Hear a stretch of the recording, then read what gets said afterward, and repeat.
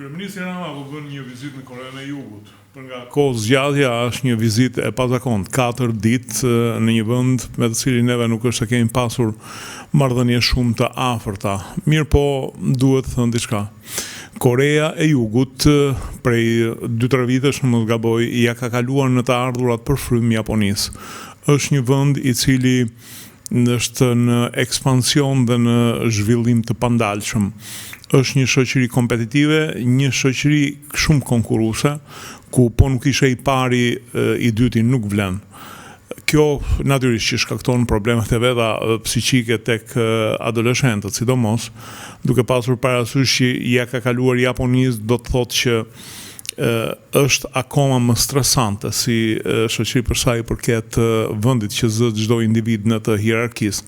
Por është një shoqëri e cila duhet të kujtohemi që deri përpara 30-40 vjetësh ishte një ndër vendet më të varfra të botës, i qeverisur vazhdimisht nga diktaturat, me një luftë të përgjakshme në historinë e saj, siç ishte pushtimi japonez dhe pastaj lufta me Korenë e Veriut, ku në lojë në fakt ishin amerikanët dhe kinezët. Por sot Korea e Jugut është një ndër ekonomitë më ekspansive në botë.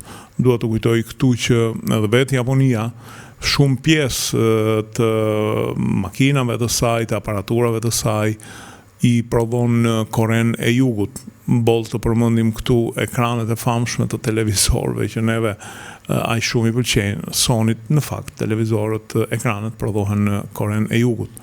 Por ata janë në ekspansion të madh edhe në Europë, po përmend vetëm 2 faktorë.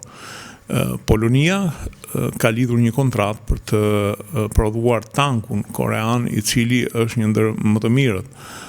Do prodhohet në licencën koreane në Poloni, por gjithashtu makina Kia, xhipat Kia, të cilat neve i shohim kaq shumë në rrugët tona, janë të prodhuara në Slovaki.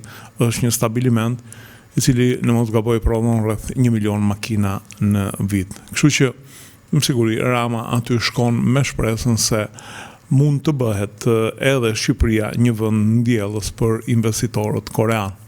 Do ta shohim. Si gjithmonë në fund ju rikujtoj të bëni pjesë e kanaleve tona në YouTube, Dritare TV dhe të kanalit Rudina Xhunga. Ju faleminderit.